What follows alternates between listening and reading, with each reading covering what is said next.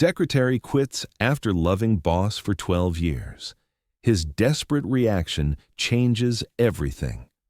Roman Wells stood frozen in his corner office doorway, watching Indira Chambers pack 12 years of her life into a single cardboard box.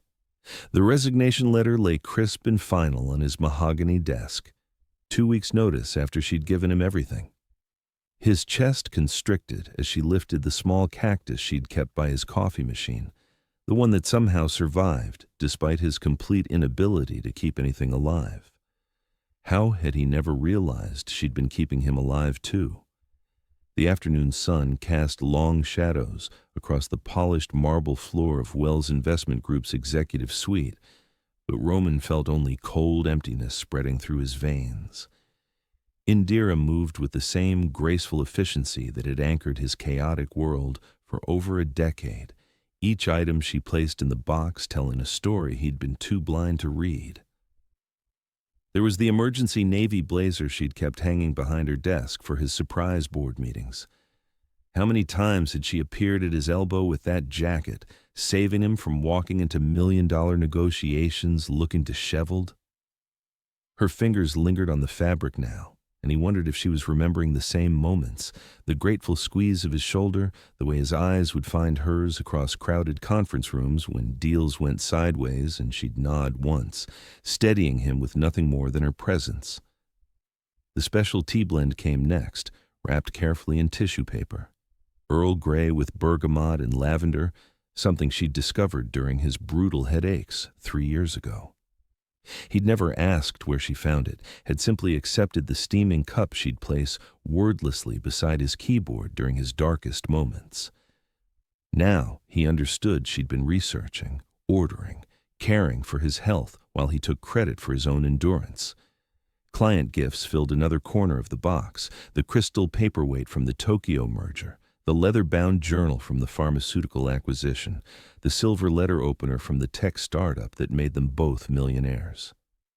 She'd accepted each offering graciously on his behalf, understanding that these tokens represented relationships he was too emotionally stunted to maintain himself. She'd been his heart in every interaction, his grace in every negotiation, but it was the photograph that nearly brought him to his knees. Indira held the silver-framed picture from the company's 10th anniversary gala, her thumb tracing the edge where their faces smiled side by side. It was the only photograph in existence where they both looked genuinely happy, not the practiced corporate smiles they wore for investors, but real joy. Her head was tilted slightly toward his shoulder, his arm around her waist in what anyone else would have seen as intimate affection. For one perfect moment 5 years ago, they had forgotten to pretend they were just boss and secretary. Her hands trembled as she wrapped it in bubble wrap, and Roman's throat closed entirely. He stepped forward instinctively, his body recognizing her distress before his mind caught up, then stopped himself. What right did he have to comfort her when he was the reason she was leaving? 2 weeks earlier, everything had been normal, or what passed for normal in their perfectly choreographed professional dance. Roman's sister Lisa had arrived unannounced that Tuesday morning, sweeping through the executive suite like a cold front. Lisa Wells possessed their mother's sharp beauty and their father's ruthless business instincts, but none of the warmth that had made their parents formidable yet beloved. At 35, she'd carved out her own empire in Manhattan real estate, but still felt entitled to opinions about Roman's life choices. "Really, Roman," Lisa had said, examining her manicured nails while Indira quietly organized the morning's correspondence. "Don't you think it's time to make some changes around here?" Roman had glanced up from his market reports, already sensing trouble. "What kind of changes?" "The kind that involve hired help getting too comfortable." Lisa's voice carried across the office, sharp enough to cut glass. "Some people need reminders about knowing their place." Indira's fingers had stilled over her keyboard for the briefest moment, so brief that anyone else would have missed it. But Roman knew every nuance of her movements, every shift in her breathing, every tell that revealed her inner thoughts.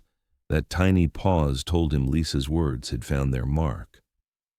Perhaps you need an appropriate wife, Roman, not a glorified servant who's forgotten the boundaries of her position. Lisa's laugh was silver and cold. Ambitious girls from nowhere sometimes mistake professional proximity for personal possibility. It's almost sad, really. Roman should have said something then. Should have stood up, should have defended the woman who'd made his success possible, should have told his sister exactly what he thought of her entitled cruelty. Instead, he'd remained silent, and that silence had become the loudest sound in the room. From the doorway where she'd been returning from lunch, Indira had heard every word. That night, through tears that blurred her vision and hands that shook with suppressed emotion, Indira had typed her resignation letter.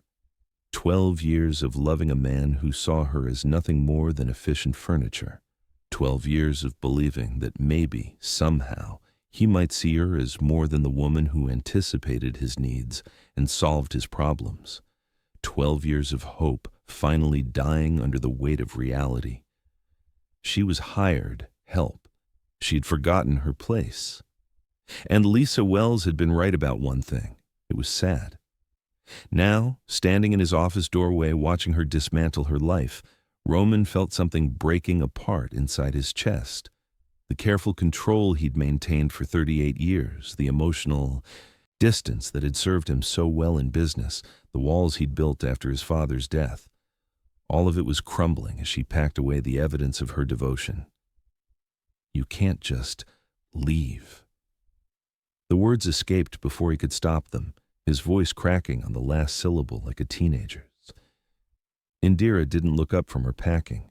Her dark hair fell in a curtain around her face, hiding the expression he desperately needed to see. I can, and I am. He moved closer, drawn by an invisible force he'd spent 12 years pretending didn't exist. This close, he could catch the subtle gardenia perfume she wore, never overpowering, never obvious, just a whisper of something beautiful that had been his constant for over a decade.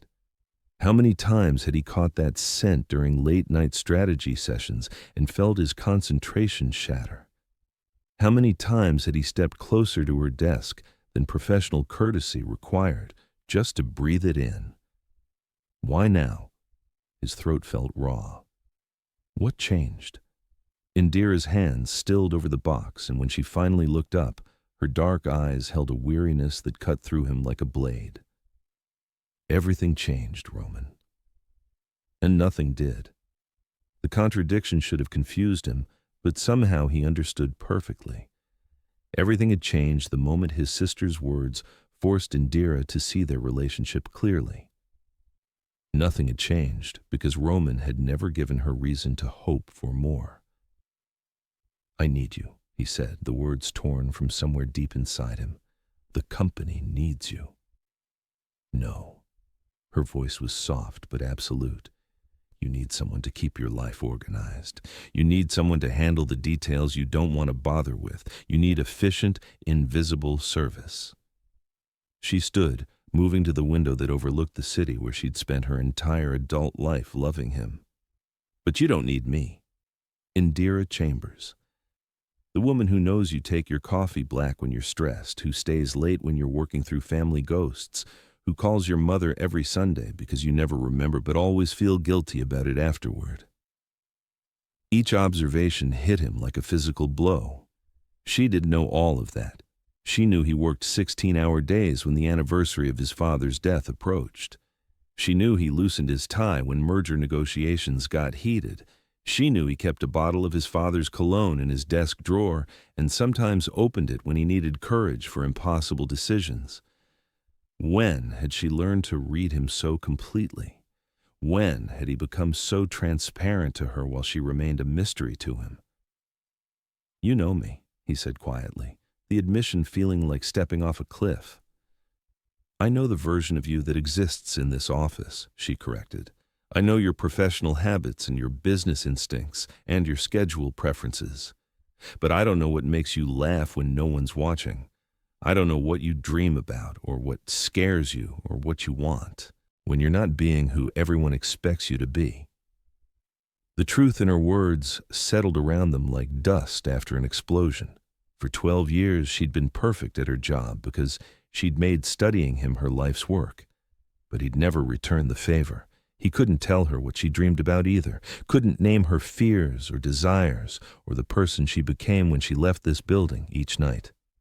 The realization should have brought relief. Distance was safer, professional boundaries were cleaner. Instead, it filled him with a desperate hunger to know everything she just described. What did make her laugh? What kept her awake at night? What did she want from life beyond efficiently managing his? "Derek Martin asked me to dinner," she said suddenly, her voice carrying a note he couldn't identify. "He said I was finally free to say yes." Roman's jaw clenched so hard his teeth ached. Derek Martin, the ambitious junior executive with perfect teeth and Ivy League confidence. Derek Martin, who looked at Indira like she was a woman worth pursuing instead of a problem to be solved. "Are you?" The question escaped before he could examine why her answer mattered so much. "Free to say yes." Indira studied his face with those perceptive dark eyes that missed nothing. "What do you think, Roman?" Before he could answer, Derek himself appeared in the doorway, holding a massive bouquet of white roses. His smile was bright and entirely too confident as he took in the scene. Indira packing, Roman standing closer than professional courtesy required, tension thick enough to cut. Indira. Perfect timing. Derek moved into the office like he belonged there, like Roman wasn't even present. "I wanted to catch you before you left for the day. These are for you, a little congratulations gift for finally breaking free." The phrase, breaking free, hit Roman like a slap. Was that how everyone saw it? Indira escaping from some kind of professional prison where he was the warden? "Thank you, Derek, but I can't accept these." Indira's voice was gentle but firm. "It wouldn't be appropriate." "Come on," Derek pressed, his charm turning slightly aggressive. "You're leaving anyway. What's the harm in accepting flowers from someone who appreciates what you bring to the table?" The subtext was impossible to miss. Unlike your current boss who's too blind to see your worth, unlike the man who's kept you hidden away like a guilty secret for 12 years.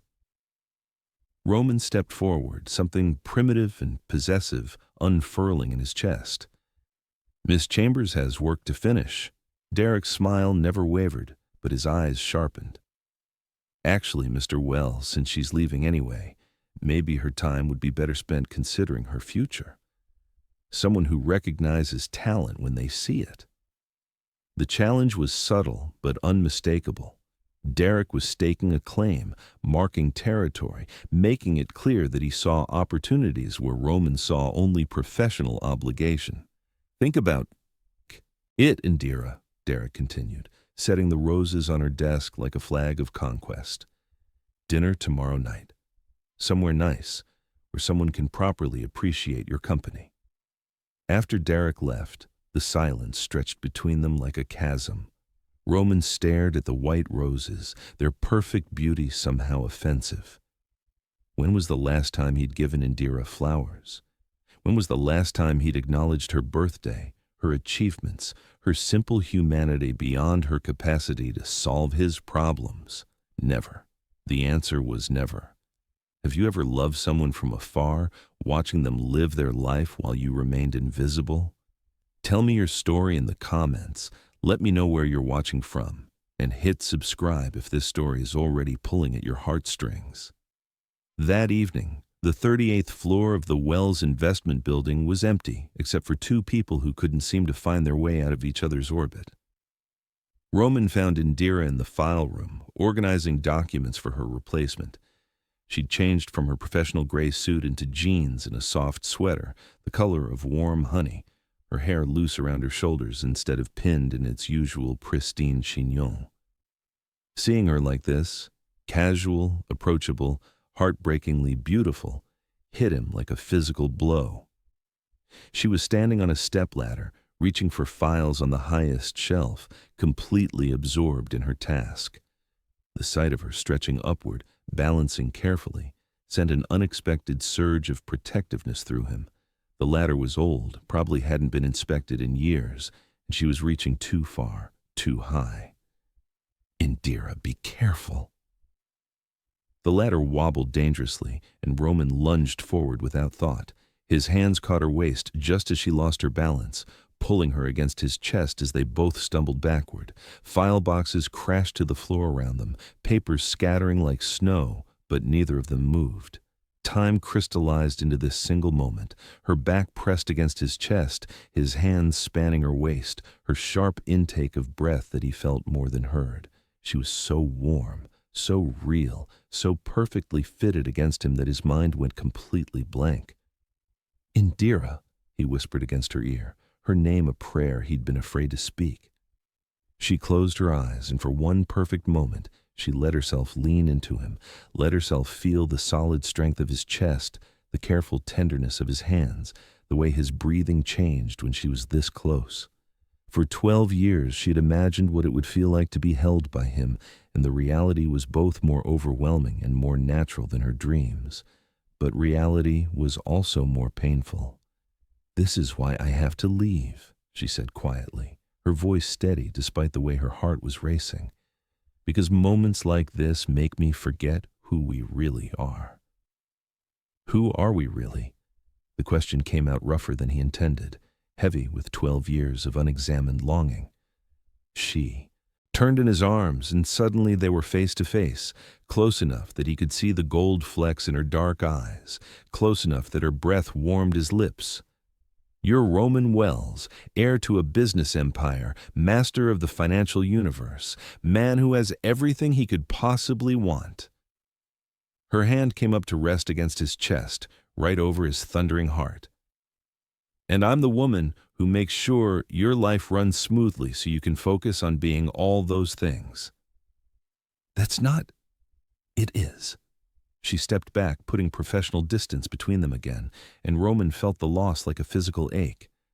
"It's exactly what we are. What we've always been, and I can't pretend anymore that it might be something else." She bent to gather the scattered files, and Roman knelt beside her, their hands brushing as they reached for the same document. Even that small contact sent electricity shooting up his arm, and he saw her shiver in response. "What if I don't want to be who I've always been?" The words came out before he could stop them, raw and honest in a way that terrified him. Indira looked up from the papers in her hands, and for a moment he saw something flicker in her eyes. Hope, maybe, or the ghost of hope. But it died quickly, replaced by the weary resignation that had been her constant companion since Lisa's visit. "Then you should figure out who you want to be," she said softly. "But you should do it without me. Because I can't be your placeholder while you decide whether I'm worth the risk." Chapter 2. The next 3 days passed in a haze of professional courtesy and carefully maintained distance. Indira arrived each morning precisely at 8, completed her duties with flawless efficiency, and left each evening at exactly 5:30.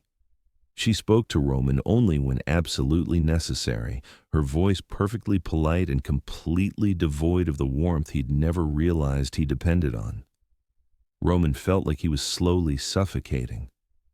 On Thursday morning, Derek Martin appeared at Indira's desk with coffee from the expensive place downtown. Not the bitter office brew she usually drank, but something fancy with foam art and organic everything. Roman watched from his office doorway as Derek leaned against her desk, all easy charm and obvious interest. "I got the lavender latte," Derek was saying, his smile bright enough to power the building. "The barista said it's their signature drink, perfect for someone with sophisticated taste." Roman's hands clenched into fists. Derek had researched her preferences, had taken the time to discover that Indira loved lavender in everything. Tea, soap, the small sachets she kept in her desk drawer to combat stress headaches. In 3 days, Derek had learned more about what made Indira happy than Roman had bothered to discover in 12 years. The realization cut deeper than any business loss he'd ever experienced. "That's very thoughtful," Indira replied, accepting the cup with genuine gratitude. Thank you. Uh, so about dinner, Derek continued, settling into the chair beside her desk like he belonged there. I made reservations at Lumiere for tomorrow night. 8 o'clock. I know it's short notice, but I figured you might appreciate somewhere that actually sees your worth. The implication hung in the air between them, obvious and cutting. Roman retreated into his office before he could do something stupid, like march out there and tell Derek exactly what he thought of his transparent attempt to position himself as Indira's rescuer. But wasn't that exactly what she needed? Someone who saw her as more than an efficient problem solver? Someone who brought her flowers and fancy coffee and made dinner reservations at restaurants Roman had never even thought to take her to? The answer should have been simple. He should want Indira to be happy, even if that happiness didn't include him, especially if it didn't include him, since he'd proven spectacularly incapable of providing it himself. Instead, the thought of Derek's hands on her, Derek making her laugh, Derek learning all the things about her that Roman had been too blind to see, made him feel like clawing his way out of his own skin. Friday afternoon brought the crisis that changed everything. Roman's phone rang at exactly 3:15, the ringtone that meant emergency. The voice on the other end belonged to James Morrison, CEO of Morrison Industries and one of Wells Investments' most important clients. Roman, we have a problem. Morrison's voice was tight with barely controlled fury. Your replacement secretary just cost us the Yamamoto deal. Roman's blood turned to ice. The Yamamoto deal was worth $47 million and represented 6 months of delicate international negotiations. What happened? Your girl, Karen, Katie, completely misunderstood the cultural protocols. She scheduled the signing ceremony during a Japanese holiday, used informal language in the official correspondence, and apparently told Yamamoto's assistant that the gift exchange was unnecessary traditional nonsense. They've pulled out entirely. 12 years of business relationship destroyed in 72 hours. Roman closed his eyes, feeling the walls of his perfectly controlled world collapsing around him. James, let me call you back. I'll fix this. Fix it how? Yamamoto won't take my calls. They're convinced Wells Investment has become disrespectful and unprofessional. The contract is dead, Roman. Dead. After Morrison hung up, Roman sat in his office chair, staring at the resignation letter that still lay on his desk like an indictment. Indira would have known about the holiday. She would have crafted the correspondence with perfect cultural sensitivity. She would have anticipated every protocol, prevented every misunderstanding, turned a delicate negotiation into a seamless success. She'd been doing it for 12 years, and he'd never once acknowledged the intelligence, research, and cultural awareness that made it possible. Without allowing himself to think about it, Roman picked up his phone and dialed her number. Hello, Roman. Her voice was cautious, professional. I need you. The words came out rougher than he intended, stripped of professional pretense. The company needs you. Please. A long pause. What happened? Yamamoto pulled out. Karen destroyed 12 years of relationship in 3 days. Morrison is furious and I don't know how to fix it. Another pause, longer this time. Roman could almost hear her thinking, weighing her options, considering whether she owed him anything after the way he'd taken her contributions for granted. I'll handle it remotely, she said finally. Send me all the correspondence. I'll see what I can salvage. Indira. This is business, Roman. Nothing more. But when the situation deteriorated further, when Yamamoto's assistant refused to even acknowledge Karen's existence, when Morrison threatened to pull all his business from Wells Investment, when the deal that should have been a triumph became a potential company-destroying disaster, Indira did something Roman hadn't dared hope for. She came in. Roman found her in the conference room at 11 o'clock Friday night, surrounded by documents, her laptop open, 3 phones scattered across the mahogany table. She'd changed from whatever she'd been wearing for her personal evening into a cream-colored blouse and black slacks, her hair pulled back in the efficient style he knew meant serious work ahead. "You came," he said, unable to keep the relief out of his voice. "I came for the clients," she corrected, not looking up from her screen. "Morrison Industries doesn't deserve to suffer because your replacement was incompetent." But Roman had worked with Indira long enough to read between the lines. She'd come for him too, even if she'd never admit it. She'd come because somewhere deep down she still cared whether his world fell apart. For the next 6 hours they fell back into their old rhythm. Indira crafted emails with perfect cultural sensitivity, while Roman handled the financial restructuring. She made calls to Tokyo speaking fluent Japanese and somehow convincing Yamamoto's assistant to at least listen to a formal apology. Roman negotiated new terms with Morrison, offering concessions that would preserve the relationship even if they couldn't save the original deal. They worked in perfect synchronization, each anticipating the other's needs, finishing each other's sentences, moving in the unconscious harmony they'd developed over 12 years of professional partnership. Roman brought her coffee without being asked, black with 1 sugar, the way she liked it during long negotiations. Indira queued up documents before he needed them, translated cultural nuances he would have missed, provided context that turned his aggressive business instincts into diplomatic solutions. By dawn, they'd accomplished the impossible. Yamamoto had agreed to a modified deal. Morrison was satisfied. The relationship was not only salvaged, but strengthened by Roman's obvious commitment to making things right. "We did it," Roman said as the sun painted their conference room golden. "We actually did it." Indira smiled, the first genuine smile he'd seen from her since she'd given her notice, and Roman felt something shift inside his chest. She was beautiful when she was happy, radiant in a way that had nothing to do with professional competence and everything to do with the pure joy of a job well done. "We make a good team," she said, then caught herself. "Made. We made a good team." The past tense hit him like a physical blow. This was it, their last collaboration, their final success together. On Monday, she'd be gone, and he'd be left trying to rebuild what they'd shared with someone else, someone who would never know him the way she did, never anticipate his needs, never care enough to sacrifice sleep and personal time to save his business from his own mistakes. "Don't go." The words escaped before he could stop them, raw and desperate. "Please. I can't do this without you."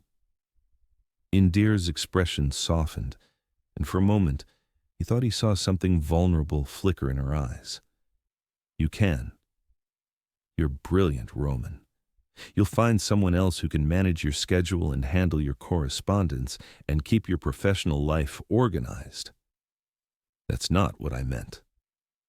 She looked at him then, really looked at him, and he felt exposed in a way that had nothing to do with business and everything to do with the 12 years of feelings he'd been too afraid to examine.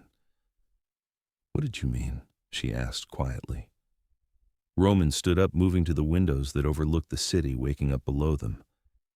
"I meant I can't lose you. Not the secretary, not the assistant, not the woman who makes my impossible life possible." He turned back to face her, and his voice cracked with emotion he'd kept buried for over a decade. "I meant I can't lose Indira. The woman who's been my anchor for 12 years, who's kept me human when everything else tried to turn me into a machine. I can't breathe without you." Indira's eyes filled with tears, and she shook her head slowly. "Roman, you can't say things like that." "Why not?" "Because it's not fair." The tears spilled over, tracking down her cheeks. "Because I've loved you for 10 years, and hearing you say you need me now when it's too late, when I've finally found the strength to leave. It's not fair." The confession hung between them like a bridge neither of them knew how to cross. She loved him. Had loved him for 10 years while he'd been oblivious, taking her devotion for granted, treating her feelings like another item on his professional agenda. "It doesn't have to be too late," he said, stepping toward her. "Yes, it does." She stood up, gathering the papers scattered across the table with shaking hands. "Because nothing's really changed, has it? Your sister still thinks I'm hired help who's forgotten my place. Your family still expects you to marry someone appropriate. You're still Roman Wells, and I'm still just—" "Stop!" Roman reached for her hands, stilling their frantic movement. "You're not just anything. You're everything. You're the reason I can function, the reason any of this makes sense, the reason I get up every morning." Indira looked down at their joined hands, and Roman felt the tremor that ran through her fingers. "Don't do this to me," she whispered. "Don't make this harder than it already is." "I'm trying to make it easier," he said desperately. "I'm trying to tell you that you don't have to leave, that we can figure this out together."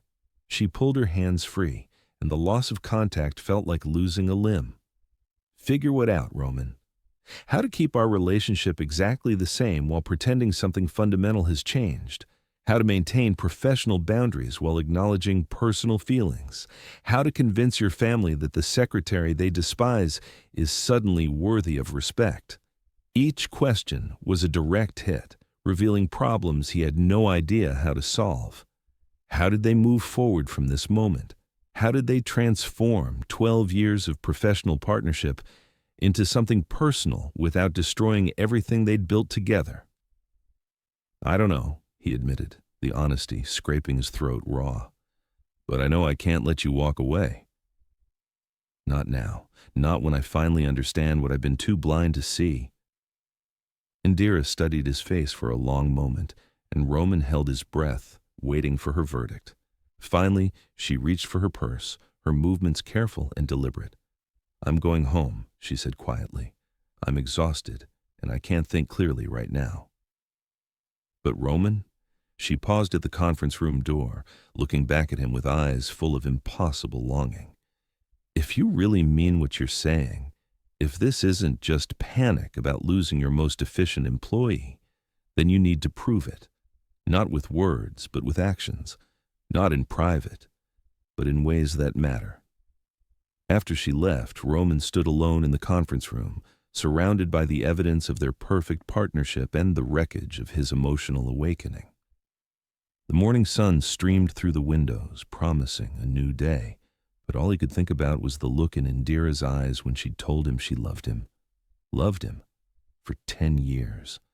While he'd been building walls and maintaining distance and convincing himself that professional boundaries were more important than personal connection, she'd been loving him. Quietly, completely, without expectation or demand, and he'd been too much of a coward to love her back. Roman's phone buzzed with a text message, and for a moment his heart leapt with the hope that it was from Indira. Instead, Derek Martin's name appeared on the screen. "Looking forward to dinner tonight. Finally get to show Indira how she deserves to be treated." Roman stared at the message until the letters blurred together. Tonight. Derek was taking Indira to dinner tonight, while Roman sat in his empty office, finally understanding what he'd lost. Unless he did something about it. Unless he proved to her that his feelings were real, that his need for her went beyond professional convenience, that he was finally ready to be the man she deserved instead of the coward he'd always been. Roman looked around the conference room where they'd just saved his business together, where she'd smiled at him like the sun coming up, where she'd told him she loved him and he'd been too shocked to say it back. But he could say it now. He could show her now. And he was going to start by making sure Derek Martin's dinner plans were thoroughly ruined. Chapter 3. Saturday afternoon found Roman standing outside Indira's apartment building, holding a bag of groceries and questioning every decision that had led him to this moment.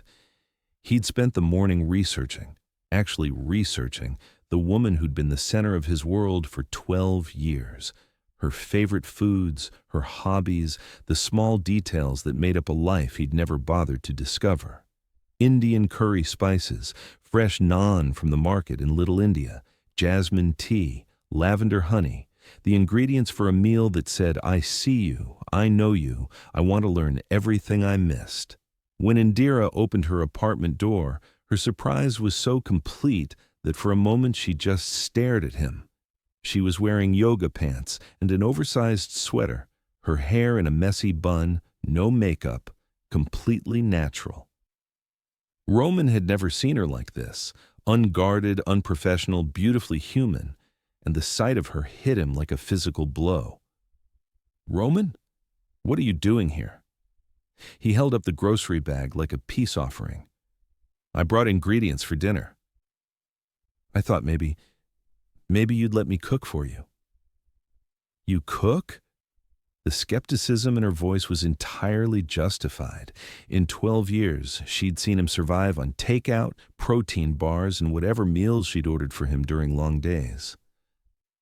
I'm learning, he admitted. I spent this morning watching YouTube videos and calling my college roommate for advice. I'm probably going to burn your kitchen down, but I wanted to try. Indira studied his face, searching for something he desperately hoped she'd find. What about Derek? We have dinner reservations in 3 hours. Cancel them. The words came out more commanding than he had intended, and he immediately softened his tone. Please, give me a chance to show you who I want to be when I'm not hiding behind professional distance. For a long moment, she didn't respond. Roman could see the internal battle playing out across her features. Hope warring with self-protection, 12 years of love fighting against 3 days of hurt. Finally, she stepped aside to let him in. Indira's apartment was a revelation. Where his penthouse was all clean lines and expensive emptiness, her space was warm and lived in and completely her. Books everywhere, novels in 3 languages, poetry collections, biographies of women who'd changed the world, plants thriving in every window, the same careful attention she'd given to his office cactus multiplied into a small garden. Photographs of family, friends, travels he'd never known she'd taken. Your home is beautiful, he said, meaning it. It's exactly what I should have expected if I'd ever bothered to imagine who you were outside my office. Roman, let me do this, he interrupted gently. Let me try to show you what I should have been showing you for years. The next 2 hours were unlike anything Roman had ever experienced. Cooking with Indira meant learning that she hummed while she chopped vegetables, that she tasted everything twice, that she moved through her kitchen with the same graceful efficiency she brought to everything else. But here, in her own space, there was joy in it, pure pleasure in creating something beautiful. She taught him to layer spices for the curry, her hands guiding his over the pot, her body warm against his back as she reached around him to adjust the heat. Every touch was innocent and electric at the same time, building awareness between them that had nothing to do with professional necessity and everything to do with simple human connection. You're a natural, she said as he successfully flipped the naan without dropping it. Maybe you missed your calling. Maybe I've been missing a lot of things, he replied, turning to face her in the small kitchen. This close, he could see the gold flecks in her dark eyes, could count the faint freckles across her nose that makeup usually hid. Indira, can I ask you something? She nodded, suddenly serious. When did you know?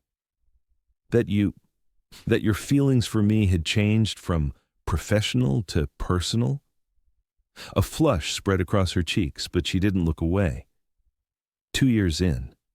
You were working through your father's death anniversary, staying at the office for days, barely eating. I brought you soup at midnight, and you were so tired you forgot to maintain distance. You just looked at me like I was the only real thing in your world and said, I don't know what I'd do without you. And I realized I didn't want you to ever find out. Roman's throat tightened. He remembered that night. The grief, the exhaustion, the way she'd appeared with homemade soup and gentle kindness when everyone else had given him professional sympathy and space. He'd meant what he'd said, but he'd never understood the impact of those words on her. I meant it, he said quietly. Every word, but I was too scared to examine what that meant. Scared of what? Roman set down the wooden spoon he'd been holding, giving her his full attention. Scared of being vulnerable. Scared of needing someone so completely that losing them would destroy me. My father died when I needed him most, and I swore I'd never put myself in that position again. So you kept me at a distance. I tried to. He reached for her hand, relieved when she didn't pull away. But you made it impossible. Every day you found new ways to take care of me, to anticipate my needs, to make my life better just by being in it. I was completely dependent on you while pretending I was just managing an employee. The timer for the naan went off, breaking the spell that had settled over them. As they moved around each other in the kitchen, plating food and opening wine, Roman felt something shifting between them. The careful professional distance was dissolving, replaced by something warmer and infinitely more dangerous. They ate at her small dining table, surrounded by the golden light of late afternoon and the scent of spices and possibility. Roman discovered that Indira laughed easily when she wasn't guarding herself, that she had opinions about everything from literature to politics to the proper way to make tea. She told him about her family, parents who'd immigrated from Mumbai with nothing but determination, a sister who thought she was crazy for loving a man who'd never noticed her, friends who'd been telling her to quit for years. Sophia always said you were using me, Indira admitted, twirling rice around her fork. She said you'd keep me as long as I was convenient and replace me the moment I became complicated. She was right, Roman said quietly. That's exactly what I was doing. That's exactly who I was. Indira looked up, surprise flickering in her eyes. I was using you, he continued, using your feelings, using your loyalty, using your incredible competence to make my life easier while giving you nothing in return. Your sister was protecting you from someone who didn't deserve what you were offering. Roman! But I want to deserve it now. He reached across the table, covering her hand with his. I want to be worthy of what you've been giving me all these years. I want to give it back. The words hung between them, heavy with promise and uncertainty. Indira stared down at their joined hands, and Roman held his breath, waiting for her verdict. It's not that simple, she said finally. You can't just decide to change 12 years of dynamic because you've suddenly realized what you're losing. Can I? Your family will never accept me. Or your social circle will never welcome me. I'll always be the secretary who overstepped, no matter what title you give me or how you try to reframe our history. Roman felt anger building in his chest. Not at her, but at every person who'd made her feel less than worthy, including himself. Then we'll build a new circle, find new family. Create something that's ours instead of trying to fit into spaces that were never designed for us. Indira pulled her hand free, standing to clear their plates. That's easy to say when you're caught up in the moment. But what happens when the novelty wears off? When maintaining this relationship requires real sacrifice? Instead of romantic gestures? Roman followed her to the kitchen, watching as she moved with jerky, nervous energy. Why are you so convinced I'll change my mind? Because you've never had to fight for anything. The words burst out of her with 12 years of suppressed frustration. Everything has been handed to you. Family business, social position, wealth, respect. You've never had to prove your worth or earn your place or convince anyone you belonged somewhere. You don't know what it's like to love someone who could destroy your entire sense of self with a single word. The raw pain in her voice stopped Roman cold. This wasn't just about him being oblivious to her feelings. This was about years of loving someone who held all the power in their relationship, someone who could dismiss her or diminish her or discard her without consequences. Someone exactly like him. You're right, he said quietly. I don't know what that's like, but I want to learn. I want to understand what loving you has cost you, and I want to spend the rest of my life making up for every moment I made you feel unworthy. Indira turned to face him, tears tracking down her cheeks. I can't be your learning experience, Roman. I can't risk my heart on your good intentions. Then don't. Roman stepped closer, close enough to touch but careful not to crowd her. Risk it on my desperation. Risk it on the fact that losing you is the first thing that's ever scared me more than being vulnerable. Risk it on 12 years of needing you so completely that I convinced myself it was just professional convenience, because the alternative was admitting I was completely at your mercy.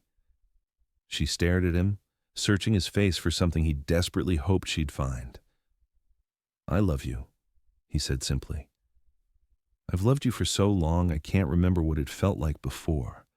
I just never had the courage to admit it, even to myself. For a moment, neither of them moved. The kitchen was filled with golden late-afternoon light and the scent of spices and the weight of 12 years of unspoken feelings finally being acknowledged. Then, Indira stepped forward, closing the distance between them, and Roman's world tilted on its axis. If we do this, she whispered, her hands coming up to rest against his chest, there's no going back to the way things were. I don't want to go back. Roman's hands found her waist, drawing her closer. I want to go forward. Together. If we do this, I need all of you, not just the parts that are convenient or safe or professionally appropriate. I need the man who's scared and uncertain and learning how to be vulnerable. You have him. Roman's voice was rough with emotion. You've always had him. I just never let you see him before. When she kissed him, it was nothing like the desperate passion of their near miss in the file room. This was soft and tentative and full of 12 years of careful hope finally being allowed to bloom. Roman felt something fundamental shift inside his chest, walls crumbling that he'd spent decades building. Her lips were warm and soft and tasted like jasmine tea and possibility. Her hands fisted in his shirt, pulling him closer. Roman marveled at the simple perfection of holding her, kissing her, being allowed to love her openly for the first time. When they broke apart, both breathing hard, Indira rested her forehead against his. I called Derek, she whispered against his lips. Canceled dinner before you even asked. Roman's heart stopped. Why? Because I've been yours for 12 years, she said simply. I was just waiting for you to figure out you wanted to be mine too. The rain started as they stood in her kitchen, wrapped around each other like they were afraid the moment might disappear. Roman had never paid attention to rain before. It was just weather, just another variable to account for in his perfectly controlled life. But this rain felt different, like the world was washing clean, like everything that came after would be new. Stay, Indira whispered against his neck, her breath warm against his skin. Stay tonight. Not because you have to, not because it's convenient, but because you want to. Roman pulled back just enough to look at her face, to see the vulnerability and courage and love shining in her dark eyes. I want to stay every night for the rest of my life. Start with tonight, she said, smiling through tears he was finally allowed to kiss away. We'll figure out the rest as we go. As thunder rolled over the city and rain painted patterns on her windows, Roman followed Indira deeper into her apartment, into her life, into a future he'd been too afraid to imagine but too lucky to deserve. For the first time in 12 years, he was exactly where he belonged. Later, as they lay entwined in her bed, skin warm against skin in the lamplight, Roman traced patterns on Indira's bare shoulder and marveled at the simple miracle of being allowed to touch her like this. What are you thinking about? She asked, her voice soft and sated. How different everything looks from here, he admitted. How much I've been missing by keeping my distance. Indira shifted in his arms, propping herself up on her elbow to look at him. Her hair fell in dark waves around her face, and Roman reached up to tuck it behind her ear, still amazed that he was allowed such casual intimacy. "We can't stay in this bubble forever," she said gently. "Eventually we have to face the real world. Your family, the office, all the complications we've been avoiding." Roman's hand stilled in her hair. She was right, of course. Making love to her in the golden privacy of her apartment was the easy part. Convincing his sister that Indira deserved respect, navigating office dynamics, building a relationship that could survive public scrutiny, that would require courage he wasn't sure he possessed. "Are you having second thoughts?" he asked, unable to keep the fear out of his voice. No, her answer was immediate and absolute. "But I need to know you won't either." When Lisa makes her disapproval clear, when people whisper about the secretary who seduced her boss, when maintaining this relationship becomes difficult instead of romantic, "I need to know you'll still choose me." Roman sat up, pulling her with him so they were facing each other in the soft light. "Look at me," he said quietly. "Really look at me." Indira's eyes searched his face, and Roman let her see everything. The fear, the uncertainty, the overwhelming love that had been building for 12 years. "I spent my entire adult life convinced that needing someone was weakness," he said, "that depending on another person would make me vulnerable to the kind of loss that destroyed me when my father died. But loving you doesn't make me weak. It makes me brave. Brave enough to fight for something that matters more than reputation or family approval or social expectations." He reached for her hands, intertwining their fingers. "You asked me to prove this is real, not just panic about losing an efficient employee. Tomorrow, I'm going to start proving it. Every day after that, I'm going to keep proving it, until you never have to doubt that you're the most important thing in my world." Indira's eyes filled with tears, but she was smiling as she leaned forward to kiss him. "I love you too," she whispered against his lips, "even when I was trying not to, even when it seemed impossible, even when it hurt." "It doesn't have to hurt anymore," Roman promised, pulling her close. "We don't have to hide anymore." Outside, the storm continued to rage. But inside Indira's bedroom, wrapped in each other's arms in the warmth of finally acknowledged love, Roman felt safer than he had in years. Monday morning would bring new challenges, difficult conversations, the complex work of transforming their professional relationship into something personal and public. But for now, he had this.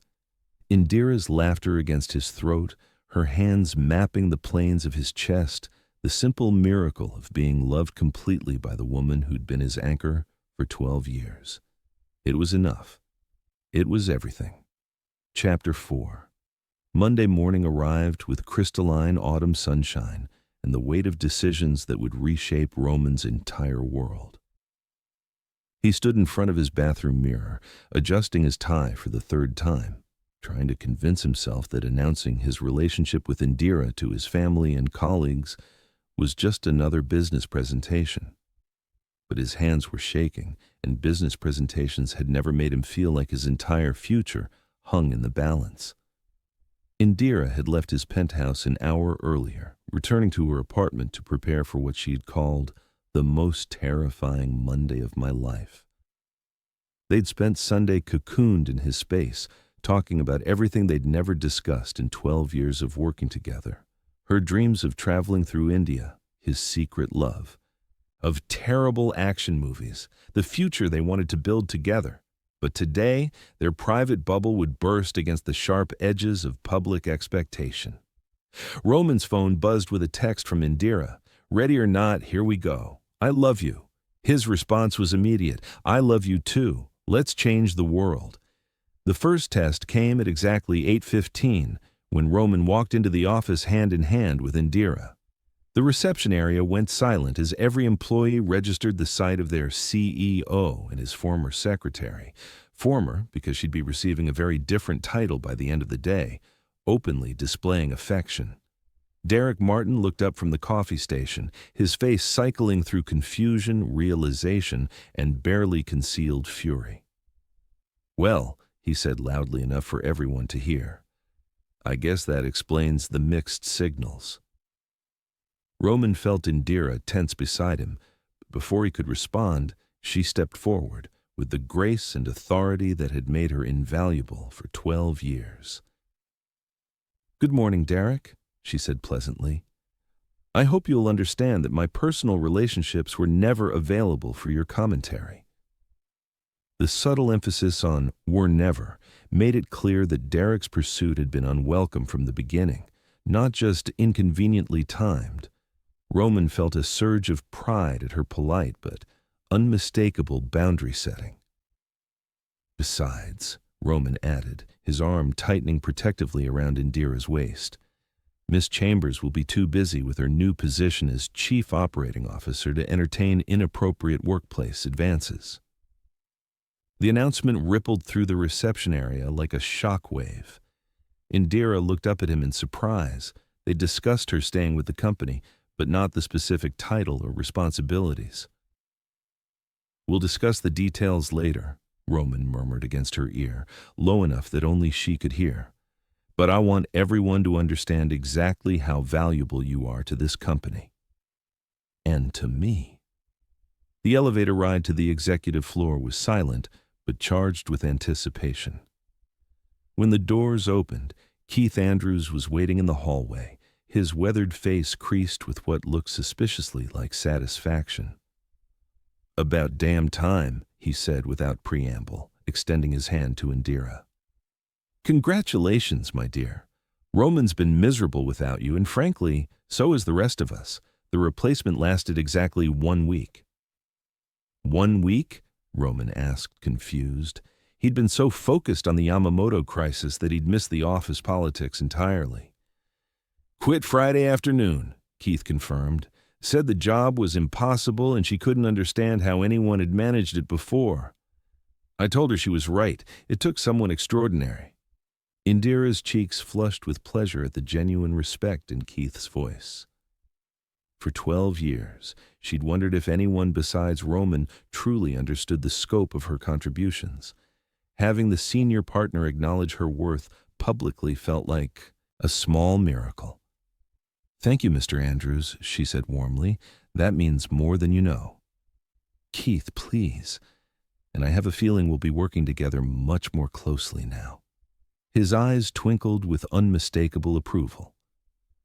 "Roman's made some questionable decisions over the years, but recognizing your value isn't one of them."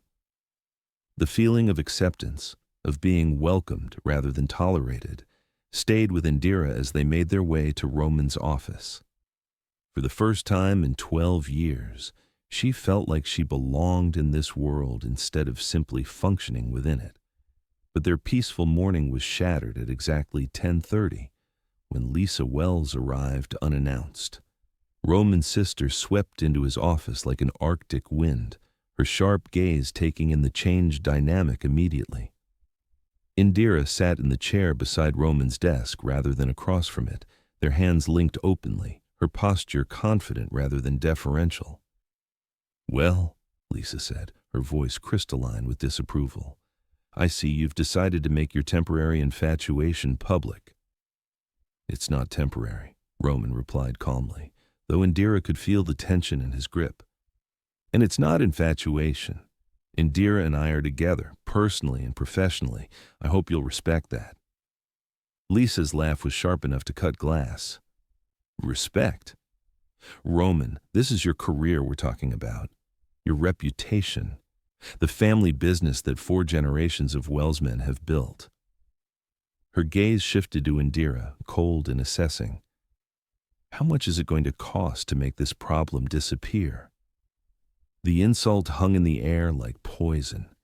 Indira felt her carefully constructed composure cracking under the weight of such casual cruelty, but before she could respond, Roman stood up with dangerous grace.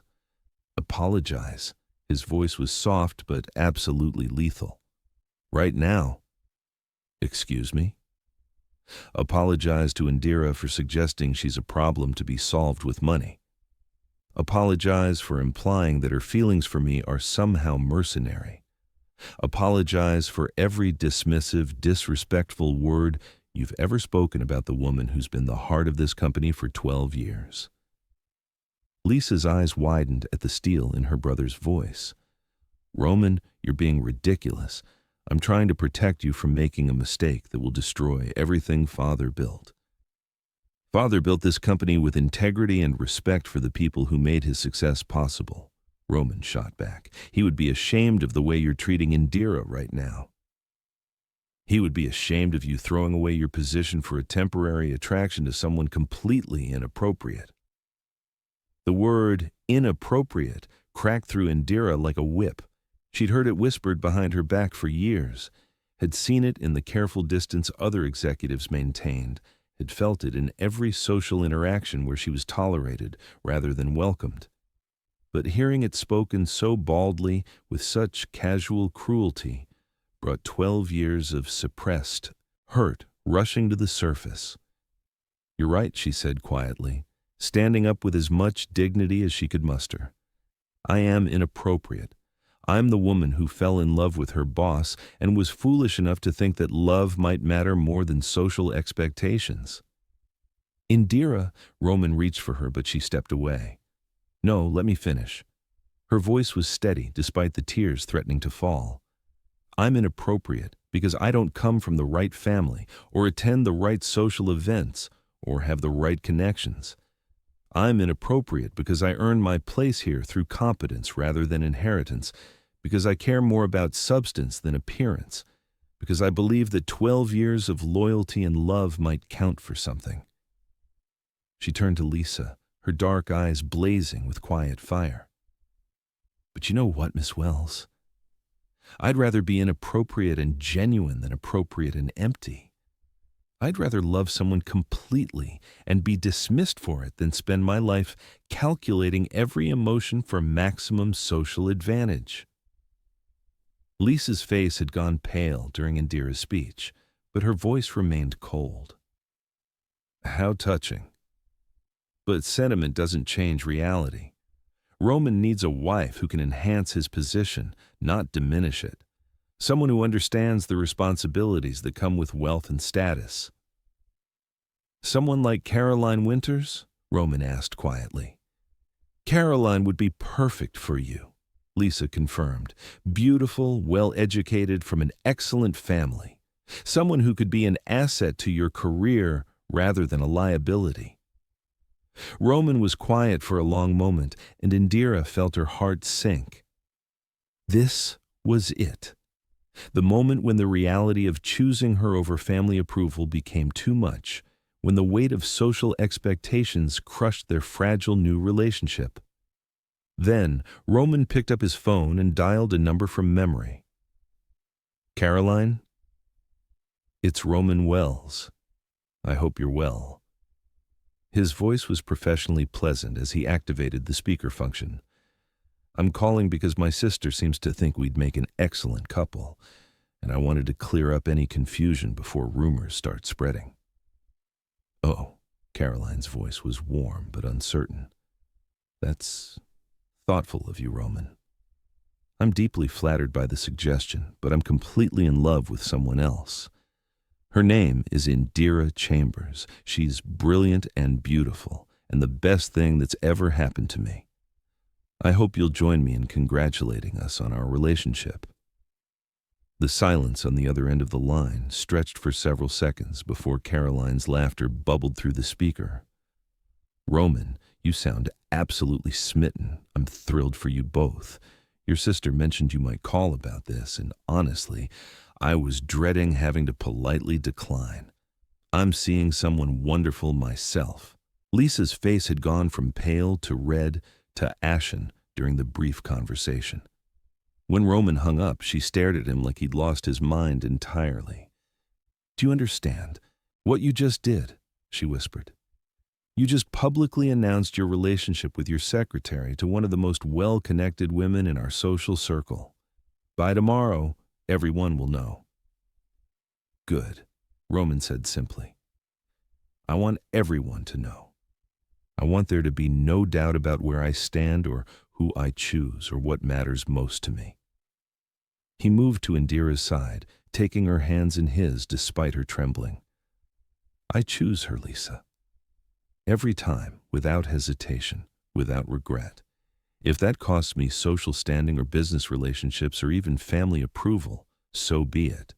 I'd rather have one day of honest love with Indira than a lifetime of appropriate emptiness without her. You're throwing away everything, Lisa said, her voice cracking with genuine desperation. Everything Father worked for, everything our family represents. No, Roman replied gently. I'm finally living up to what Father actually represented. He married for love, chose partners based on character rather than convenience, built relationships on mutual respect rather than social calculation.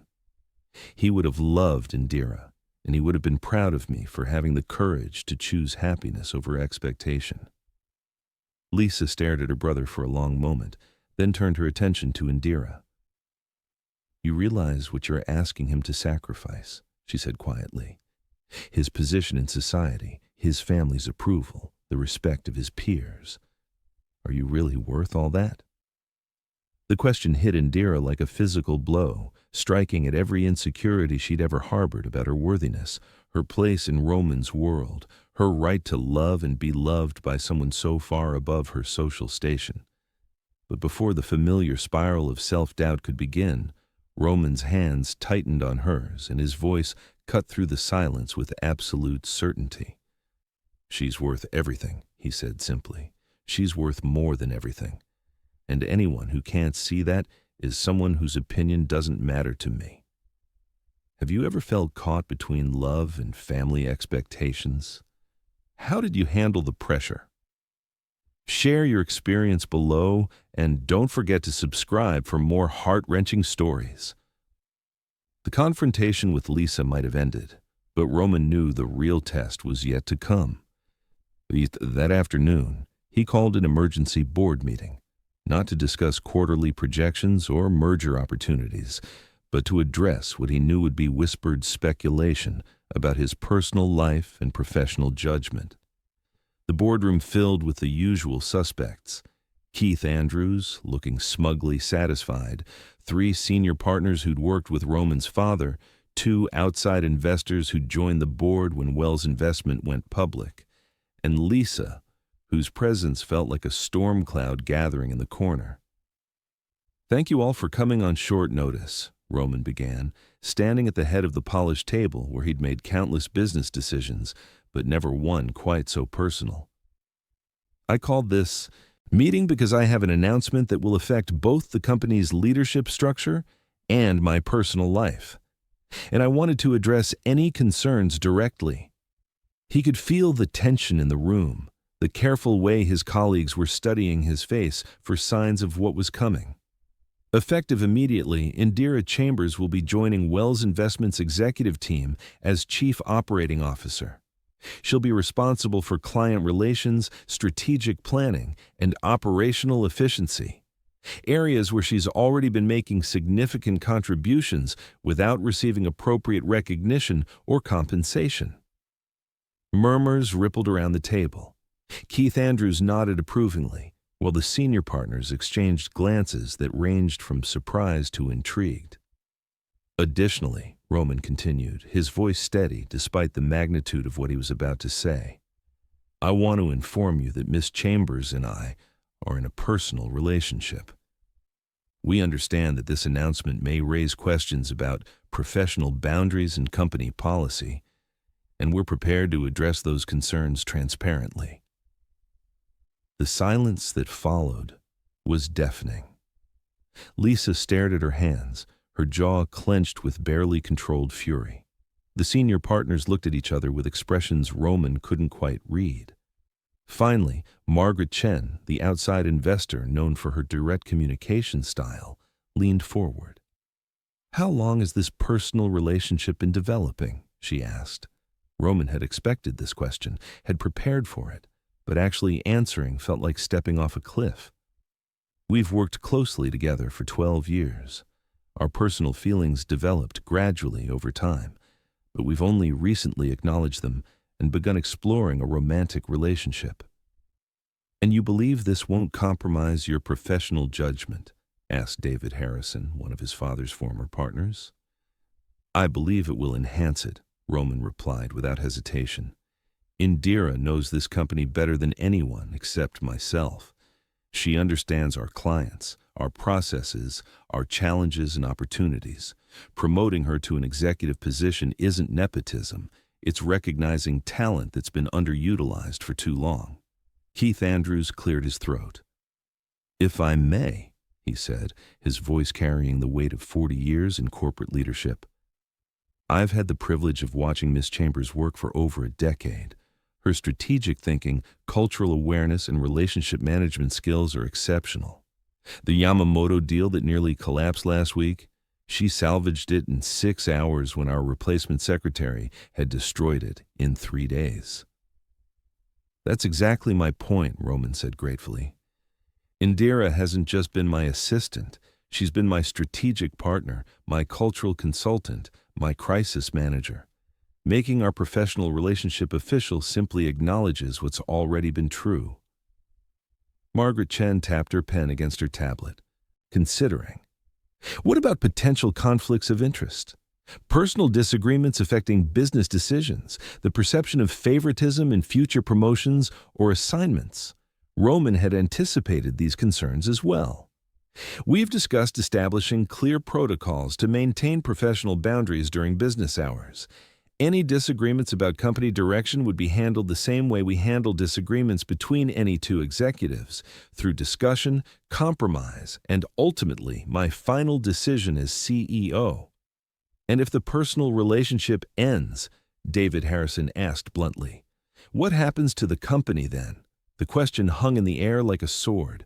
Roman felt Indira's absence acutely. She was waiting in his office, giving them privacy to discuss concerns about her openly. But he could imagine her face, the careful composure she'd wear while hearing her romantic relationship discussed like a potential business liability.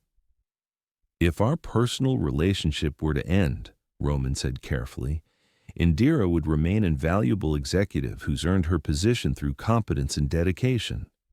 Personal feelings wouldn't change professional respect or working relationships. Lisa spoke for the first time since the meeting began. That's incredibly naive, Roman. Personal relationships always affect professional dynamics. When this infatuation burns out, you'll be left with an awkward work environment and an executive whose primary qualification was sleeping with the CEO. The insult hit the room like a slap.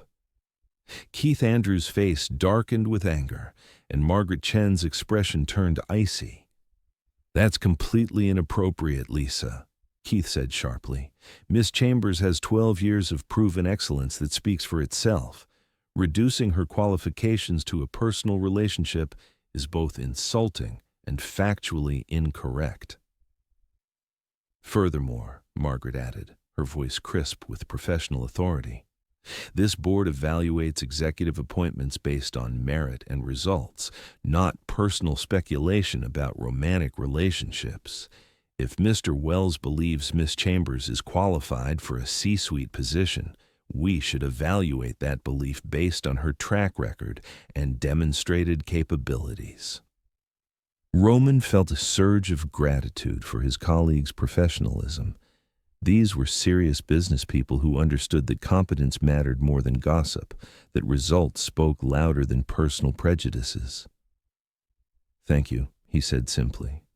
I appreciate your support and your commitment to evaluating Indira based on her professional merits.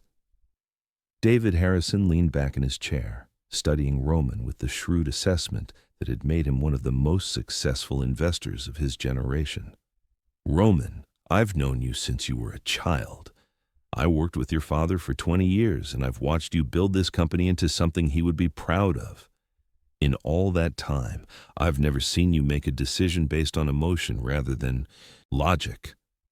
Roman tensed, unsure where this was leading. That said, David continued, I've also never seen you as happy or as energized as you've been in the past few weeks. Whatever's happening in your personal life is clearly good for you, which is good for the company. As long as Miss Chambers can deliver results in her new role, her relationship with you is irrelevant to this board.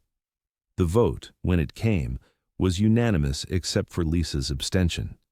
Indira Chambers would become Chief Operating Officer of Wells Investment Group with full executive authority and a compensation package that reflected her true value to the company. But as the board members filed out, Lisa lingered behind, her face a mask of cold determination. "This isn't over," she said quietly, her voice carrying a threat that made Roman's blood run cold. "I will not watch you destroy everything our family built for a woman who doesn't deserve you." "That's where you're wrong," Roman replied, meeting her gaze without flinching. "Indira is the only person who's ever made me feel like I might deserve the life I've been given. She's not destroying anything. She's helping me build something better." Lisa's smile was sharp as a blade. "We'll see about that." As his sister left the boardroom, Roman felt a chill that had nothing to do with the autumn air conditioning. Lisa's acceptance had never been guaranteed, but her opposition had just become official. The war for his future, and Indira's place in it, was just beginning. Chapter 5. 2 weeks after the board meeting, Roman discovered exactly what Lisa meant by, "We'll see about that." He was reviewing quarterly projections in his office when Indira burst through the door, her usually composed demeanor shattered. In her hands were printouts of emails, financial documents, and what looked like private correspondence. "Roman, we have a problem," she said, her voice tight with barely controlled fury. "A big one." "What happened?" Indira spread the documents across his desk like evidence at a crime scene. "Someone's been investigating me. My finances, my family, my college transcripts, even my previous jobs before I worked here. They've been digging into every aspect of my life, looking for something to use against us." Roman's blood turned to ice as he scanned the papers. Bank statements showing her student loan payments, employment records from the coffee shop where she'd worked nights to pay for her MBA, even medical records from when her father had been hospitalized 3 years ago, and she'd taken unpaid leave to care for him. "Who would do this?" he asked, though he already suspected the answer. "The investigator's report was sent to someone with a Wells Investment email address," Indira said, pointing to the header on one of the documents. "Someone who wanted to know if I had any financial vulnerabilities, any family scandals, any secrets that could be exploited." Roman's hands clenched into fists as he read further. The investigation was thorough and invasive, painting a picture of Indira's life that was both accurate and somehow made to seem suspicious. Her student loans became financial desperation. Her close relationship with her family became inappropriate emotional dependence. Even her excellence in college was questioned. Had she really earned those grades, or had professors been influenced by her beauty?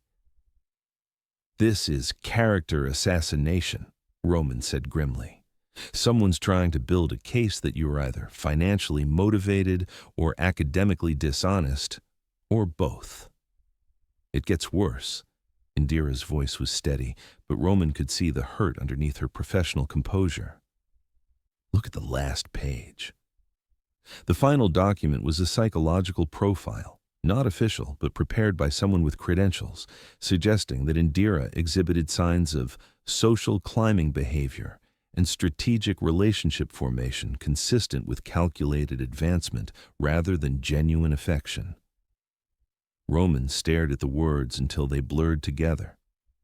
Someone had taken 12 years of Indira's devoted service and twisted it into evidence of manipulation. Someone had looked at her love for him and found a way to make it seem mercenary. Roman. Indira's voice was soft now, fragile in a way he'd never heard before. "What if they're right? What if everyone sees our relationship this way? What if I really am just the secretary who seduced her boss for advancement?" "Stop," Roman stood up, moving around his desk to take her hands. Don't let whoever did this poison your mind with their twisted interpretations. I know why you love me, and you know why I love you. That's all that matters. Is it? Tears spilled over despite her efforts to contain them. Roman, I've been getting calls from reporters. Someone leaked this investigation to gossip blogs. There are already articles speculating about the ambitious secretary who captured the Wells heir. They're calling me a gold digger, questioning my qualifications, suggesting that your promotion of me was payment for sexual favors. Roman felt rage building in his chest, white-hot and dangerous. We'll sue every publication that prints those lies. We'll destroy anyone who... You can't sue people for having opinions, Indira interrupted. And you can't control what people think when they see us together. Maybe Lisa was right. Maybe I am asking you to sacrifice too much. Don't. Roman's voice was sharp with desperation. Don't let them win by making you doubt yourself. Don't let whoever did this drive us apart. But even as he said the words, Roman could see the damage being done. Indira's shoulders were bowed with the weight of public scrutiny, her confidence shaken by seeing her motives questioned and her character dissected. The intercom on Roman's desk buzzed. Mr. Wells, your sister's here to see you. She says it's urgent. Roman and Indira exchanged glances.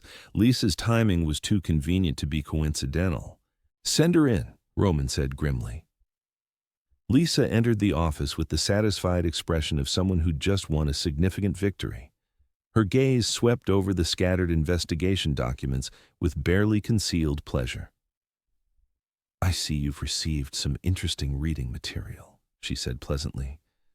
I thought you should know what people are saying about your relationship. You did this. Roman's voice was deadly quiet. You hired investigators to dig into Indira's private life.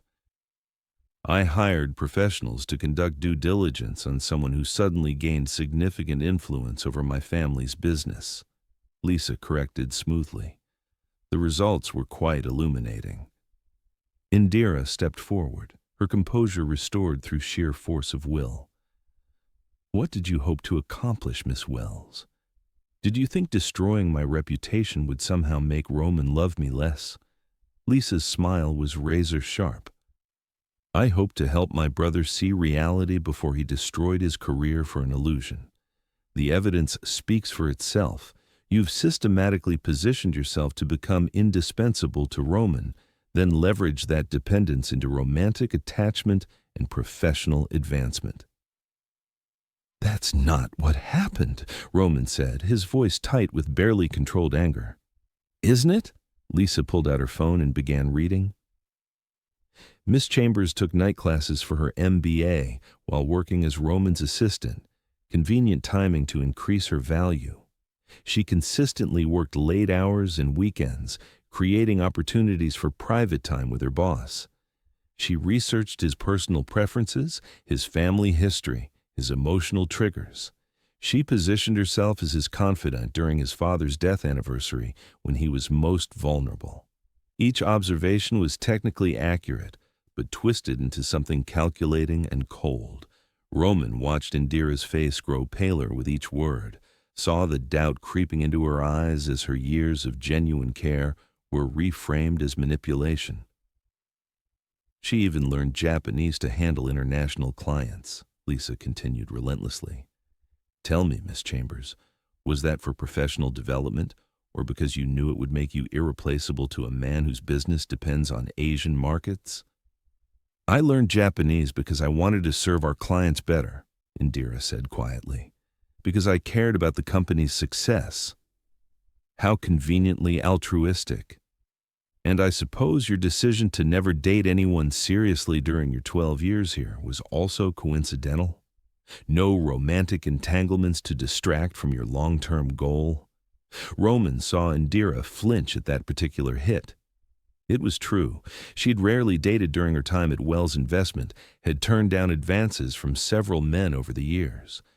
Roman had always assumed she was focused on her career, But now Lisa was making it sound like calculated strategy. I didn't date because I was in love with someone I couldn't have, Indira said, her voice barely above a whisper. Because no one else compared to him. How romantic, Lisa said dryly. 12 years of unrequited love that just happened to pay off when your boss finally noticed your devotion. It reads like a fairy tale, or a very sophisticated long-term seduction. Enough. Roman's voice cut through the room like a blade. I don't care what your investigation found or how you choose to interpret Indira's actions. I know what's real. Do you? Lisa challenged, because from where I'm standing, it looks like you've been expertly manipulated by someone who studied your weaknesses and exploited them perfectly. She knew exactly what you needed. Someone to take care of you, someone to make you feel indispensable, someone to love you unconditionally while asking for nothing in return, until she was ready to ask for everything. Roman felt something cold creeping into his chest. Not doubt about Indira's feelings. Those were real, he was certain of that. But doubt about his ability to protect her from this kind of sustained attack. Lisa had turned their love story into a calculated business transaction, their genuine connection into evidence of manipulation. How could he fight an enemy who could twist every beautiful moment they'd shared into something ugly? You're destroying something good, he said quietly. Something rare and real and worth protecting. I'm protecting you from something that will destroy your reputation and undermine your authority, Lisa replied. The business world doesn't forgive this kind of scandal, Roman. Already there are whispers about your judgment, questions about whether personal relationships are compromising your professional decisions.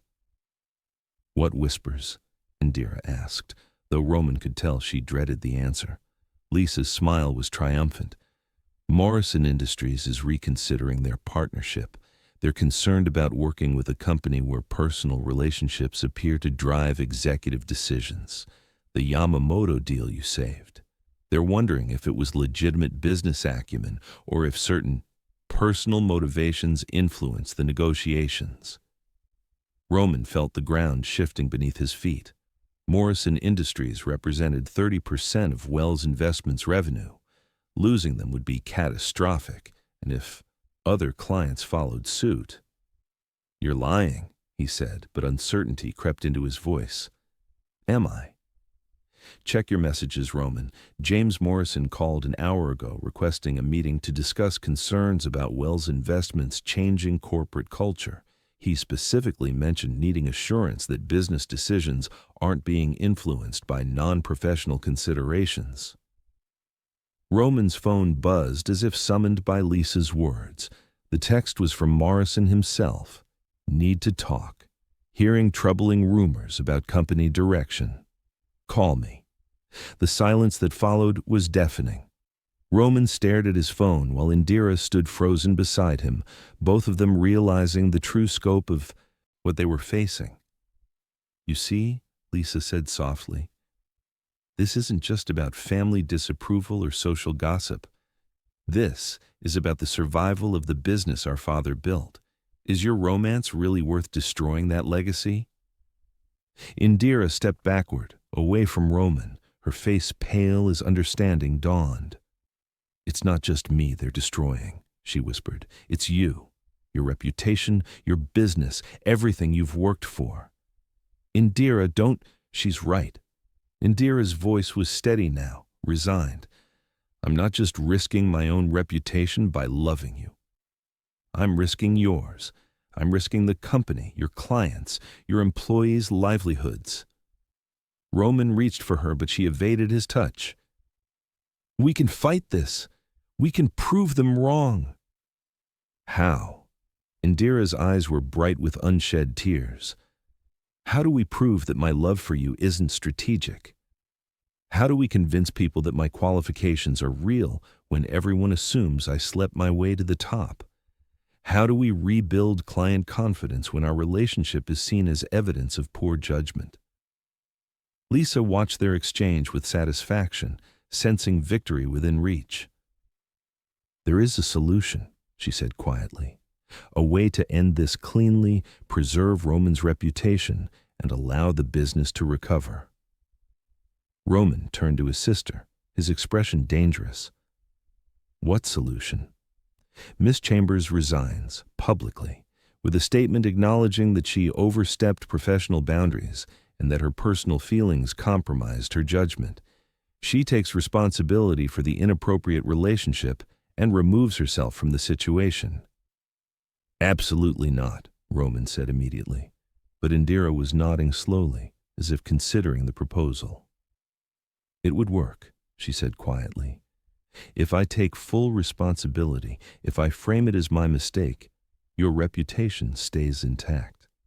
You're the victim of an employee who forgot her place, not the CEO who made poor decisions. I won't let you do that, Roman said desperately. I won't let you sacrifice yourself to save me. Someone has to be sacrificed, Indira replied with devastating logic. If we both go down, hundreds of people lose their jobs, clients lose money, the company your father built gets destroyed. But if I take the blame, if I disappear quietly, everything else survives. Roman stared at her, recognizing the same careful logic that had made her invaluable for 12 years. Even now, even facing personal destruction, she was thinking strategically about minimizing damage and protecting the things that mattered most to him. But what mattered most to him was her. No, he said firmly. There has to be another way. Lisa's voice was gentle now, almost sympathetic. Roman, you're thinking with your heart instead of your head. That's exactly what got you into this situation. Miss Chambers is offering you a way out that preserves everything important. Don't let pride destroy what good sense could save. Indira looked at Roman with love and resignation and absolute certainty. She's right, she said softly. I love you too much to let loving me destroy you. The conviction in her voice, the willingness to sacrifice her own happiness for his, hit Roman like a physical blow. This was who Indira was, the woman who'd spent 12 years putting his needs before her own, who would rather break her own heart than see him hurt. But it was also exactly the kind of selfless devotion that Lisa could twist into evidence of manipulation. How could he prove that Indira's love was genuine when her willingness to sacrifice everything for him looked exactly like calculated strategy to preserve her reputation? I need time to think, Roman said finally, his voice hollow with defeat. Don't take too long, Lisa warned. Every day this scandal grows, more damage is done. Morrison isn't the only client asking questions. Word travels fast in our circles. After Lisa left, Roman and Indira stood in his office, surrounded by the wreckage of their carefully built happiness. The investigation documents scattered across his desk seemed to mock every tender moment they'd shared, every declaration of love, every hope for a future together. We could run away, Roman said desperately. Leave all this behind, start over somewhere else. Indira smiled sadly. You would never be happy walking away from everything you've built. And I would never be happy knowing I was the reason you had to. Then what do we do? Indira moved to the window, looking out at the city where she'd spent her entire adult life. We do what's best for everyone, even if it breaks our hearts. Roman felt something dying inside his chest. You're going to resign. I'm going to save you, she corrected, even if you never forgive me for it. The woman who'd loved him enough to sacrifice 12 years of her life in silence was preparing to sacrifice her future for his reputation. And Roman was beginning to understand that sometimes love meant knowing when to let go, even when letting go felt like dying. But first, he was going to try one last desperate gambit to save them both. The next morning, Roman called an emergency press conference. The conference room at Wells Investment Group was packed with financial reporters, business journalists, and representatives from every major client. Roman stood at the podium, looking out at faces that ranged from curious to skeptical to openly hostile. Indira sat in the front row, her expression carefully neutral despite the media circus swirling around her personal life. She'd begged him not to do this, had argued that public attention would only make things worse, but Roman was done hiding. "Thank you all for coming," he began, his voice steady despite the magnitude of what he was about to do. "I called this conference to address recent speculation about Wells Investment Group's leadership and to set the record straight about both my personal life and this company's professional standards." A murmur rippled through the crowd. This wasn't the usual quarterly update or merger announcement. This was Roman Wells voluntarily walking into the lion's den of public scrutiny. "First, let me address the rumors about my relationship with Indira Chambers, our newly appointed Chief Operating Officer. Yes, we are romantically involved. Yes, this relationship developed during her 12 years of employment here. And yes, I understand that this raises questions about professional boundaries and corporate governance." The room buzzed with excitement. Roman was confirming what everyone had been speculating about, but no one had expected such direct acknowledgement. "However," Roman continued, his voice growing stronger, "I want to be absolutely clear about the nature of this relationship and Miss Chambers' qualifications for her position." He gestured to a large screen behind him, which displayed Indira's professional achievements in stark detail. Over the past 12 years, Miss Chambers has been instrumental in securing over $2 billion in client investments. She's personally managed relationships with our top 5 international clients, speaking 4 languages fluently and maintaining cultural expertise that has prevented numerous diplomatic and business mistakes. The presentation continued, detailing Indira's role in major deals, her strategic contributions, her educational achievements. Roman had spent all night compiling evidence of her professional value, creating an undeniable case for her competence. During the recent Yamamoto Industries crisis, when our replacement secretary nearly destroyed a $47 million deal through cultural insensitivity, Miss Chambers resolved the situation in 6 hours. She didn't just save the contract, she strengthened the relationship and opened doors for future collaboration. Roman clicked to the next slide, showing client satisfaction ratings, successful project completions, and strategic initiatives that bore Indira's fingerprints. The suggestion that Miss Chambers received her promotion through personal favoritism is not only insulting, but demonstrably false. She earned her position through competence, dedication, and results that speak for themselves. A reporter raised her hand. "Mr. Wells, even if Miss Chambers is qualified, don't you think a romantic relationship with a subordinate creates inherent conflicts of interest?" Roman had prepared for this question. "That's exactly why we're restructuring our corporate governance to address any potential conflicts. Ms. Chambers will report directly to our board of directors for performance reviews and compensation decisions. Additionally, we're implementing company-wide policies regarding workplace relationships that will ensure transparency and accountability at every level." Another hand went up. "What about the perception that your personal feelings might compromise business decisions?" "My personal feelings for Miss Chambers developed precisely because of her professional excellence," Roman replied. "I fell in love with her intelligence, her integrity, her commitment to this company's success. If anything, my relationship with her strengthens my commitment to maintaining the highest business standards because I see firsthand what excellence looks like." The questions continued for 30 minutes, each one a potential landmine that could destroy his reputation or Indira's. But Roman answered with the same strategic precision that had built his business empire, defending their relationship while demonstrating exactly why Indira deserved her position. Finally, James Morrison himself stood up. The room fell silent.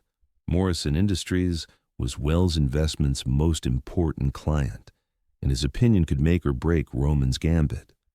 "Roman," Morrison said, his voice carrying decades of business experience, I've been working with Wells Investment for 15 years. In that time, I've watched Miss Chambers handle my account with more skill and cultural sensitivity than executives twice her age. The suggestion that she's unqualified is frankly insulting to my intelligence as a client." Roman felt his heart stop. Morrison was supposed to be questioning their professional judgment, not defending Indira's competence. "Furthermore," Morrison continued, "the idea that your personal life somehow compromises your business acumen is ridiculous. You just spent 30 minutes demonstrating exactly why Miss Chambers deserves her promotion, backed by data and results. If that's what compromised judgment looks like, I'll take it over dispassionate incompetence any day." The room buzzed with surprise. Morrison's endorsement was unexpected and powerful, but Roman wasn't sure it would be enough to overcome the broader scandal. Then, Margaret Chen, the board member and respected investor, stood up from the back of the room. "I'd like to add something," she said, her voice cutting through the noise. "I've served on dozens of corporate boards, and I've seen every type of executive appointment imaginable. Nepotism, cronyism, political maneuvering. I know what unqualified advancement looks like." She paused, letting her words sink in. Miss Chambers's promotion is not unqualified advancement. It's overdue recognition of someone whose contributions have been undervalued for years. The board voted unanimously to approve her appointment based on merit, not sentiment. Anyone suggesting otherwise is questioning our collective judgment as experienced business leaders. Roman felt hope beginning to bloom in his chest. These weren't just polite endorsements, they were powerful statements from respected figures in the business community. But the real moment of truth came when Indira herself stood up. "May I say something?" she asked quietly. Roman nodded, though he had no idea what she planned to say. This could either save them or destroy any chance they had left. Indira moved to the podium with the same grace that had characterized everything she'd done for 12 years. She looked out at the crowd of reporters and business leaders with steady composure. "For 12 years, I've worked behind the scenes, content to let my contributions speak quietly while others received public credit. I've been comfortable in the background because the work itself mattered more than recognition." Her voice grew stronger as she continued. "But I won't stand quietly while my integrity is questioned or my qualifications are dismissed. I earned my position through competence, dedication, and results. I earned Roman's respect through professional excellence, and I earned his love through the same authenticity that I bring to everything else in my life." She turned to look directly at Roman, her eyes blazing with the confidence he'd fallen in love with. "I'm not ashamed of loving him. I'm not apologetic about being qualified for my position, and I'm not going to let anyone reduce 12 years of professional achievement to gossip about workplace romance." The room was completely silent. Indira had just claimed her space, defended her worth, and refused to be diminished by scandal or speculation. "If that makes me inappropriate," she concluded, "then I'm proud to be inappropriate." The applause started slowly, then built to a roar. Reporters who'd come expecting scandal found themselves witnessing something entirely different, a demonstration of competence, integrity, and courage under pressure. Roman looked out at the crowd, then at Indira, and realized that they'd just won something more important than business approval. They'd won the right to love each other openly, without shame, without apology. The war wasn't over. Lisa's opposition would continue. Social gossip would persist. Challenges would arise. But they'd proven something crucial to themselves and to the world. Their love was strong enough to withstand scrutiny. Their partnership was valuable enough to defend. And their future was worth fighting for. As the press conference ended and reporters filed out, Roman pulled Indira into his arms right there on the podium, kissing her in front of everyone who remained. "I love you," he whispered against her lips. "I love you too," she replied, smiling through tears of relief and joy. "No more hiding," Roman said firmly. "No more hiding," Indira agreed. For the first time in 12 years, they were exactly who they were meant to be, exactly where they belonged, with nothing left to prove except how much happiness two people could build together when they finally stopped being afraid of loving completely. Chapter 6. 6 months later, Roman and Indira stood in the company garden where she used to eat lunch alone, surrounded by the same colleagues who had once whispered about the secretary who'd forgotten her place. Now they were celebrating the wedding of the CEO and COO, who'd transformed Wells Investment Group into the most successful firm in the city. Indira wore a dress of soft champagne silk that moved like liquid sunshine, her hair crowned with jasmine flowers that filled the air with the same delicate scent Roman had fallen in love with years before he understood what was happening. Roman had never seen anything more beautiful than the way she smiled as she spoke her vows, radiant with the confidence of a woman who knew exactly what she was worth. 12 years ago, Roman said, his voice carrying across the garden where their colleagues, friends, and family had gathered, Indira walked into my office and changed my life. I was too blind to see it then, too scared to admit it when I finally understood, and too proud to fight for it when it mattered most. He reached for her hands, marveling at how perfectly they fit together, how right this moment felt after so much struggle. But she taught me that love isn't about maintaining distance or protecting yourself from vulnerability. Love is about choosing someone every day, fighting for them when the world questions that choice, and building something together that's stronger than anything you could create alone. Indira's eyes filled with tears as she responded with her own vows. I spent 12 years loving you quietly, convinced that I wasn't worthy of being loved openly. You taught me that worth isn't something you earn through service or sacrifice. It's something you claim by refusing to accept less than you deserve. She squeezed his hands, her voice growing stronger. You didn't just choose me, Roman. You chose us. You chose love over expectation, partnership over convenience, and courage over comfort. You made me believe that I deserved to be chosen. Keith Andrews, who was officiating the ceremony, smiled broadly as he pronounced them married. By the power vested in me by the state, and by 12 years of watching you two drive each other crazy with unspoken feelings, I now pronounce you husband and wife. As Roman kissed his bride, the garden erupted in applause and celebration. Even Lisa, who had eventually been forced to accept what she couldn't change, managed a grudging smile from her seat in the second row. The small cactus from Roman's office sat on the reception table in a crystal pot, thriving in the late spring sunshine. What had once been a barely surviving plant now bloomed with tiny pink flowers, transformed by proper care and attention into something beautiful. You know, Indira said as they swayed together during their first dance, that little cactus has become quite the conversation piece. 3 people have asked me for growing tips. Roman laughed, spinning her gently. What did you tell them? That some things just need the right environment to flourish.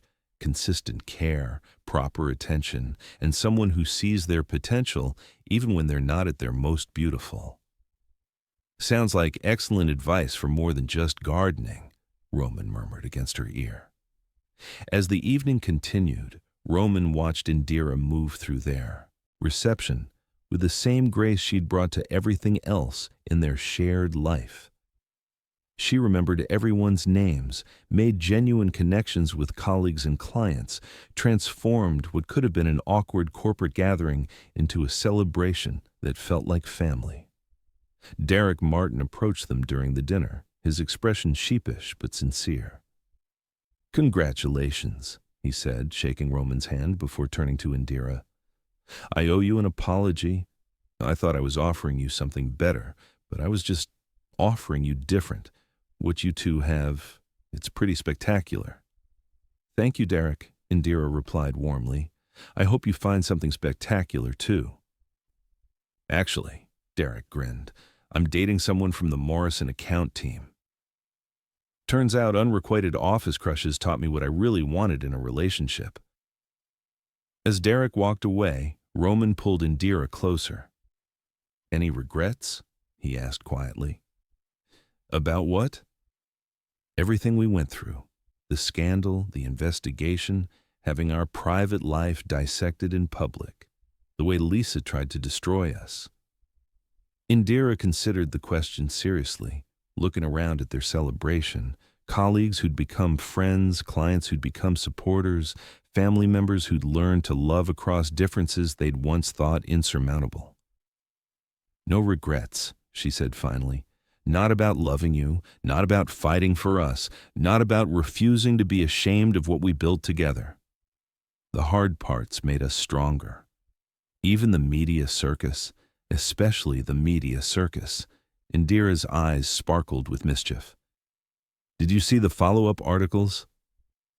Power couple proves love and business can coexist. Wells Investment Group reports record profits under new leadership structure. We went from scandal to success story in 6 months. Roman spun her again, marveling at how she'd transformed every challenge into opportunity, every attack into evidence of their strength. What do you think comes next? More of everything, Indira replied without hesitation. More success, more challenges, more growing together, maybe some little feet running around that garden where I used to eat lunch alone. The image of their future children playing in the same space where Indira had spent years loving him from afar hit Roman with unexpected emotion. I love you, Mrs. Wells. I love you too, Mr. Wells. Always have, always will. As their wedding reception continued into the night, Roman reflected on the journey that had brought them to this moment. 12 years of professional partnership had become the foundation for personal partnership that was stronger than either of them could have imagined. The secretary who'd loved him patiently had become the wife who'd love him boldly. The boss who'd been too afraid to see her worth had become the husband who'd spend his life celebrating it. And the small cactus that had somehow survived, despite his complete inability to keep anything alive, continued to bloom on. Their reception table, living proof that with the right care, the right attention, and the right love, anything could flourish. Even love that had waited 12 years for its moment to grow. Sometimes love is right beside us, disguised as everyday care and quiet devotion. Have you ever had someone in your life who was keeping you alive without you realizing it? Share your story of hidden love or unrecognized devotion in the comments below. Where are you watching from today? Hit that subscribe button if this story reminded you that the greatest love often comes from the most unexpected places. Tomorrow, I'll be back with another tale of hearts that find their way home.